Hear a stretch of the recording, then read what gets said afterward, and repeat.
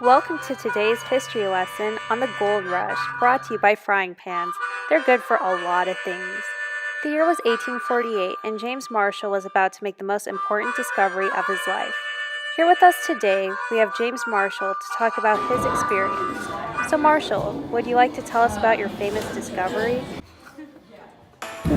Why, of course. So there I was, a young man from the great state of New Jersey, just helping my friend John Sutter build a mill.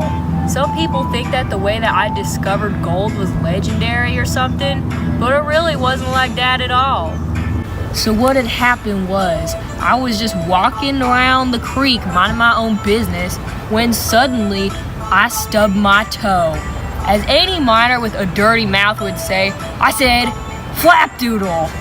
Flapdoodle! And then I saw the shiniest piece of horse hockey I ever saw down there. So I went to my friend John Sutter and he said, what is this? He said, and I said, gold. That John, he was never the brightest. Oh no, he said, that can't be. I told him off by saying, I know it to be nothing else. Well, I was just planning on telling my family about my discovery because I wanted to keep it a secret.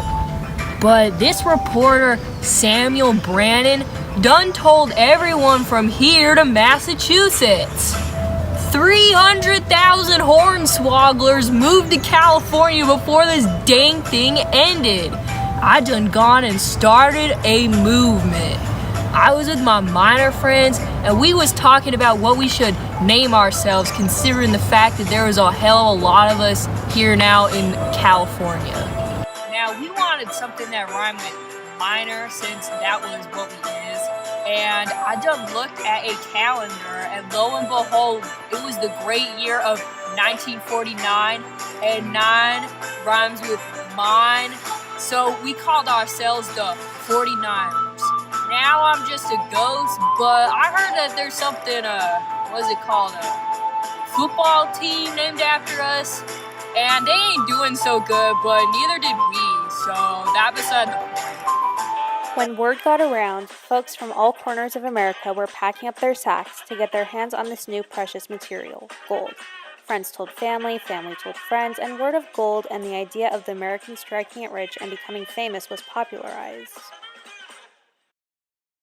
Soon, entire towns were being created around these gold-filled Sierra Mountains.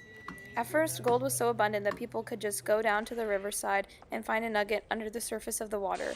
But after its peak in 1852, people had to employ more advanced methods for obtaining gold, like hydraulic mining. The gold rush led to the creation of California as we know it.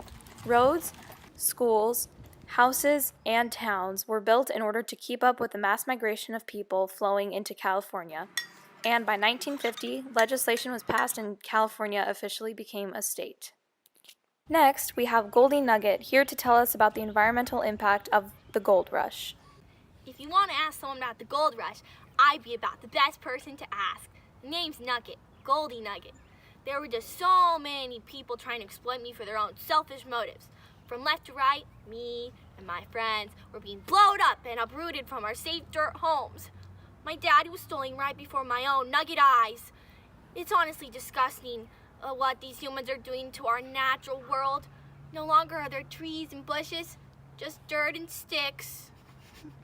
That was a very insightful view on the environmental impact of the gold rush on California topography. Thanks, Goldie. And now, a historically accurate depiction of the gold rush.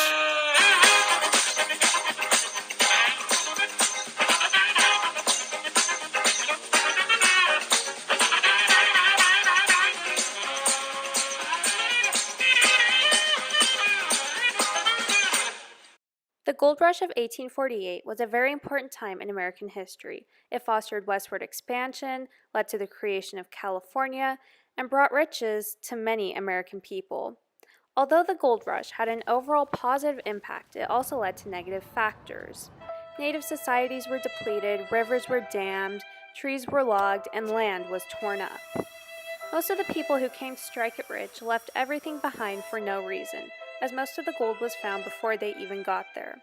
The ones who made the most money from the gold rush were the merchants nearby the rivers, who could charge anything they wanted for basic necessities to desperate miners.